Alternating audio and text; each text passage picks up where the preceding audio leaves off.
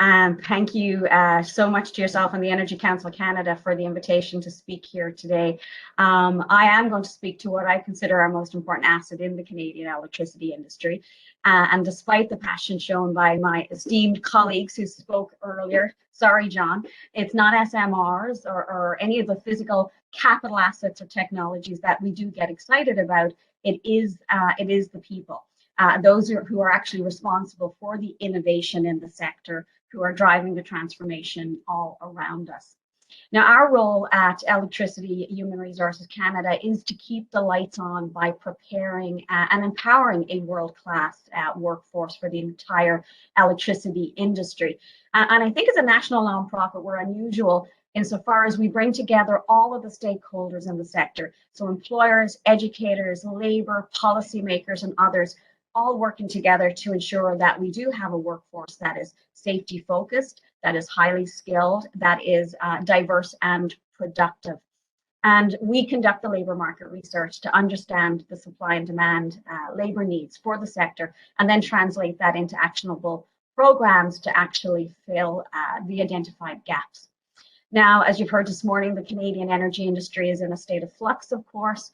Today's electricity landscape looks very different than it did just a decade ago. Our energy policies are going green, new technologies are changing the grid, and the workforce, myself included, isn't getting any younger.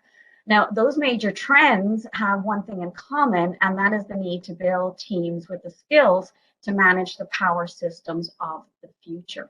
And I just do want to also recognize, and I know ECC has also done this, but we're still in the midst of a global pandemic, hopefully on the right side of it.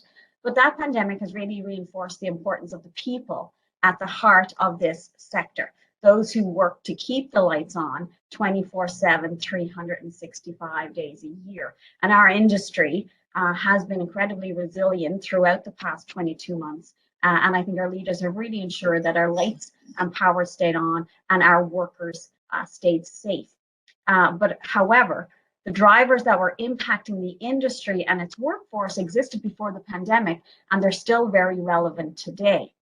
So if you think about what we've heard a lot about this morning, innovation and technology, innovation and business processes, that's reshaping how we generate, deliver, and use electricity. So think of artificial intelligence, smart grids, electrification, of course, cybersecurity. And while that innovation is going to bring with it tremendous opportunities in efficiency, pricing, and consumer choice, it's also going to bring challenges around upskilling and developing a workforce that can continuously adapt and innovate within that rapidly changing environment. A skilled and a trained workforce is an essential component to decarbonization. And while we're trying to, of course, manage our legacy systems, we're also going to see new types of work and jobs evolve as a result of energy policies and technology advancements. One example here, a really easy one, of course, is the growth in the number of electrical vehicles, or EVs, on our roads. And that's going to necessitate substantial modifications and upgrades to the existing grid infrastructure to handle that load increase.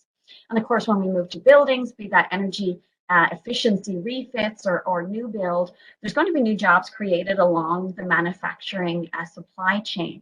And in the same way that our generation mix has evolved to include solar and wind, our workforce now includes solar PV installers and wind technicians. So a very different industry. And then, of course, you enter into the Government of Canada's net zero policy. Electrification, John mentioned this, it's going to be part of the energy usage transition. And in order for that to happen successfully, the electricity sector in Canada is going to have to hire. The current grid infrastructure is not designed or built to handle the significant increased demand for electricity that will be placed on it. So as we think, and we need to think about renewable energy storage technologies that work in Canada's climate, something that's been mentioned today.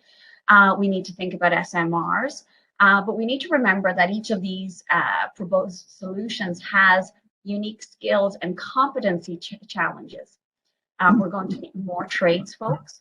Nuclear presents us with unique challenges because if you're thinking of SMR operations and maintenance, those are very highly technical skill jobs with high security and safety requirements. And if you think that, you're looking for the implementation of SMRs, whether that is 8 or 10 years out, is for some nuclear roles, it takes 10 years to reach full competency. So electricity in Canada depends on the workforce. It's essential workers to be there 24/7. But we're not a just-in-time industry. We need to be able to plan well in advance for labor market needs, and that's going to take coordination from our employers, from our policymakers, our educators, to make sure that that the system can support new demand loads driven by all those technological changes. So that speaks a little bit to the technology, but I mentioned at the outset the demographic issue. We're already seeing an extremely tight labor market. I know everyone is seeing the headlines in the paper every day, not just in Canada, but worldwide. But we knew this was coming because of the Canadian demographics. We've finally hit that baby boomer cliff we've been talking about for quite a while. So retirements coupled with a slower reproduction rate mean that we have a shrinking pool of talent to draw from. We don't know yet if the pandemic will accelerate retirements. So I have to tell you, anecdotally, we're hearing that it is, but we do know that we're competing with every other industry across Canada for talent. And 86% of the turnover in the Canadian electricity industry is driven by retirements. So particularly in the trades, considering the labor intensity of some of those occupations. And what that means is that we're losing a lot of valuable institutional knowledge walking out the doors. Because at the end of the day, when you think about your assets, your people are the only ones who can walk out your door at the end of the day and not come back the next morning. And worryingly, we've spent a lot of time looking at knowledge management and succession planning for the industry, and many employers have not created that knowledge management process to ensure that decades of experience is captured and passed on to the next generation of workers. And without doing that, there is a tremendous risk that, employers are losing, the lessons learned from some of our more challenging experiences. Now, on top of that retirement piece, youth representation in the industry remains chronically low. Only 5% of our total labor force in Canada is under 25, compared to about an average of 14% across all our other industries. And many of the young people aren't aware of the benefits that the sector offers, and they still don't fully understand the breadth of careers that are actually available to them.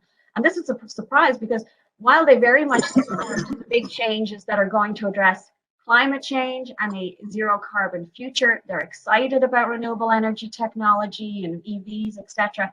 The challenge is that they don't connect those big vision actions with actual work in the electricity industry and all the jobs that actually exist outside of the iconic line man or line woman.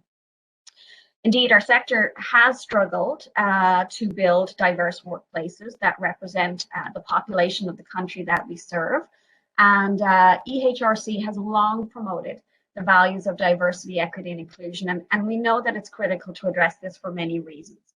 We know that around the world, women are being disproportionately affected by the pandemic, and that current social inequalities are being exacerbated. And any transition to a cleaner energy must be built upon inclusive policies. Our industry is and continues to be very male orientated. Only 26% of our workers are women. You heard Chris speak earlier, and that the proportion of Indigenous people working in the electricity is still hovering about 5%. But here we can do better because electricity jobs are everywhere. They are as much rural as they are urban. And of course, as we are looking at getting off diesel in rural and remote communities, we have to engage more Indigenous communities. And on that note, the Indigenous population is the only other growing population in Canada. So fundamentally, the sector as a whole has a long way to go to diversify its talent pipeline pathways. And specifically, we need to be competitive with other industries to ensure, otherwise we're going to lose out on that top talent.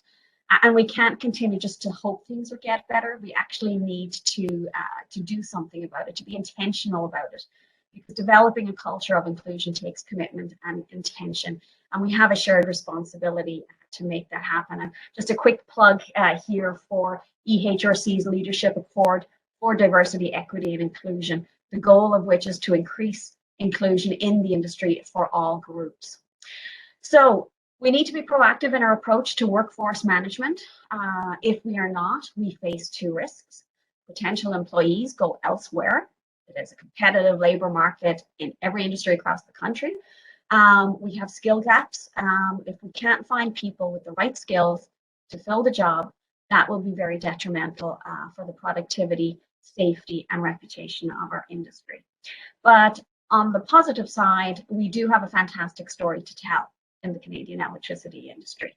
We actually asked over 1,500 young people last year in our Generation Impact what messaging resonated with them most about the electricity sector. And it was that Canada has one of the cleanest electricity grids in the world and the largest carbon-free grid in the world. That's powerful messaging. I think employers are going to need to spend time understanding the next generation's values and what it is that they're looking for in a job, in a company, in an industry. The sector's continued growth in renewable energy and the trend towards lower emissions position it as responsive to the climate crisis, and that offers young people the opportunity to work in a career where they can really make a difference, something that we know is very important for them. And so that's one of the reasons it's really important for employers to commit to supporting students and that next generation, whether that's through co-op and paid internships. That provides the employer with access to new talent who have the latest training in new technologies and business practices, and it gives the students the opportunity to learn the skills that they need to work in the real world environment. And we also need, I think it's really important to break down the barriers that still exist to entering the skilled trades, because those are many and there's a lot of work that we need to do there. We know that over 40% of Canadian electricity industry works in the trades, and so there needs to be a concerted focus to ensure that we're building up that talent pool as well. And of course, earlier I spoke to innovation. We look at the integration of digital and emerging technologies across sector operation. That is a lot there to attract people to the sector. And regardless of energy source, I will wrap up by re-emphasizing that developing that supply of skilled, agile, adaptable workers is critical to ensuring our long-term electricity stability. We cannot remember our people. Canada is so well prepared on many fronts. As you've heard this morning, we are world leaders in renewable energy generation. We have a strong education and training system. We have a very reliable and safe electricity grid. And that transition to clean energy has to be built upon inclusive policies that really will strengthen and support a skilled and diverse workplace. And that is going to take collaboration between all of us to get there.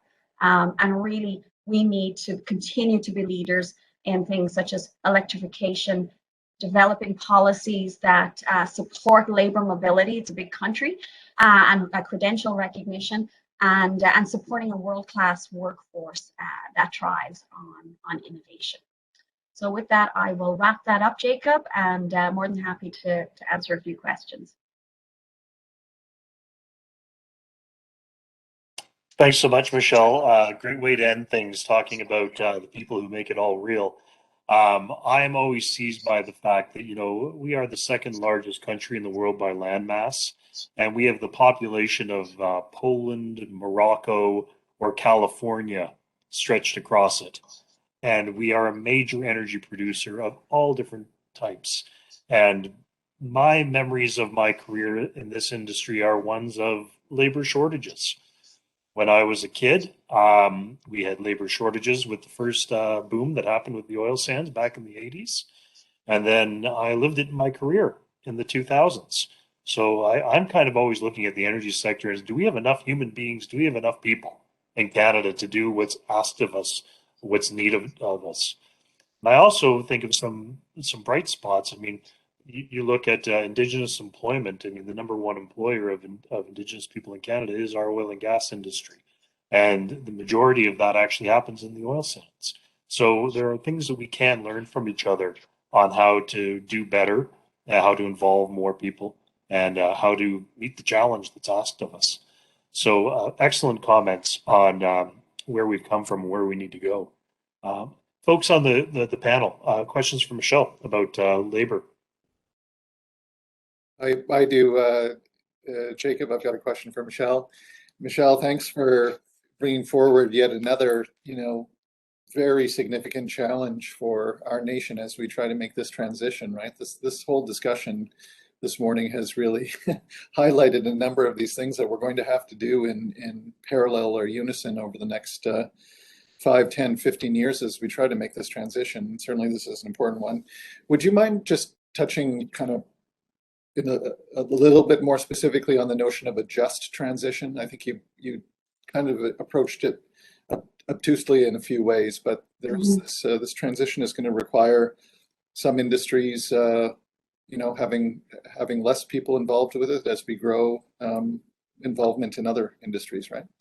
Absolutely. And it's almost like I was thinking about it this morning, and I'm not sure if it's Tetris or Tetra, that game that we used to play with all the blocks, and you're trying to put everything together, right? And the industry is in such a, an industry that was very stable for many, many, many decades. And now we've gone into one where we're seeing so many transformational changes on the generation of the technology side. It's trying to keep up with that from a workforce perspective. And John, you're right. Some jobs will sunset throughout this change. You already look at meter readers here in Ontario, for example, or you look at in Alberta. You look where they're obviously phasing out coal. 3,000 workers impacted by that change and that transition. So how do we support, without even getting into the diversity, equity, and inclusion component, which is a huge piece of it that we need to take advantage of to really diversify this workforce? How do we ensure that those who are impacted by the changing technologies and those jobs that are either sunsetting or evolving to look different to what they have in the past still have a job, still have a career?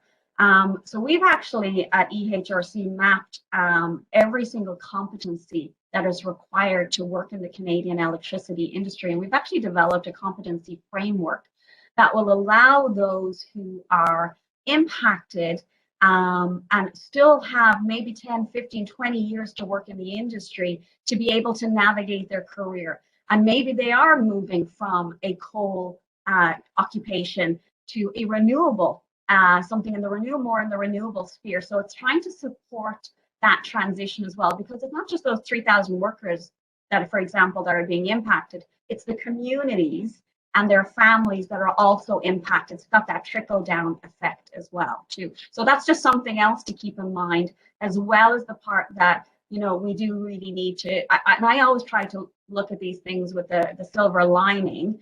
We know that young people, we know that Indigenous people, we know that women are so engaged and interested in working in this industry, but there's a lack of awareness of the career opportunities that are out there. And so I think we have a real job to do from a storytelling perspective when we do talk about those changes and that diversification of the industry from a human capital perspective. There's a question from the chat about how do we encourage to create more co-op and internship offers to students from companies in the energy industry. Again, I think it's part of that ensuring that employers understand the opportunities that exist and how beneficial it can be to their organization to hire these young people, right? To give them the opportunities, bring in these co-op placements or the internships. Again, they're getting an opportunity to build that talent pipeline. So when these graduates finish school, they look at their organization as a first option. So it's not only good for the employer in the immediate term, it's also good for them as they start thinking about longer term, about replacement and that whole succession planning and that next generation of talent. And then just a plug here, EHRC, we are a federal government partner within their work integrated learning program. And so I would encourage you to check out electricityhr.ca, because we are actually supporting employers with from $7,000 right up to $25,000 per placement to support their wage subsidy. So we can actually work with employers to help them bring in some fresh, innovative thinking from the students. And we have some world-class students in our education system. And this is a really phenomenal way to support the work of our employers. Hope you don't mind, but I'm going to use the opportunity to plug our own Young Energy Professionals Network at the Energy Council of Canada. This is a group of young energy professionals, cross-sectoral from all different facets of the energy industry, getting together and learning from each other and promoting careers in the industry. So, folks, everyone in the audience, if you don't, if you aren't already a member, please encourage membership amongst young folk to join in, because this is that kind of cross-sectoral conversation and leveraging we need to do. Absolutely. Other questions from folks on the panel? Just a comment, this is Chris Anderson, Jacob. Elizabeth, thank you for your remarks. Very, very insightful as usual. And we would say that we're getting huge interest from Indigenous communities and people in the electricity sector. I would note that in our programs, of which we have many, 38% of our participants are women, which is very instructive because we're seeing a lot of young women want to work in the clean energy sector. We've had 3 or 4 of our staff actually that have migrated from the hydrocarbon sector to clean energy. And our 2 programs for youth, Generation Power and Imagination, are completely oversubscribed by Indigenous people who want internships and placements in companies and corporations and governments, and also proposing great projects of their own. And we then want to thank you for your support in your organization as well as Eco Canada. But we're seeing this as a real pool of talent that can meet some of the labor needs you pointed out. Thanks. Oh, you're welcome, Chris. And I know our organizations have been engaged to work together and support this. And, you know, I really do challenge utilities and CEOs and employers who say that they want to do things, but say that it's hard sometimes to bring in more diverse groups. Where there's a will, there's a way. And there's lots of great initiatives underway through our respective organizations to support that. So we're always ready and to help organizations figure out a way, how do they actually do this? What's the next step?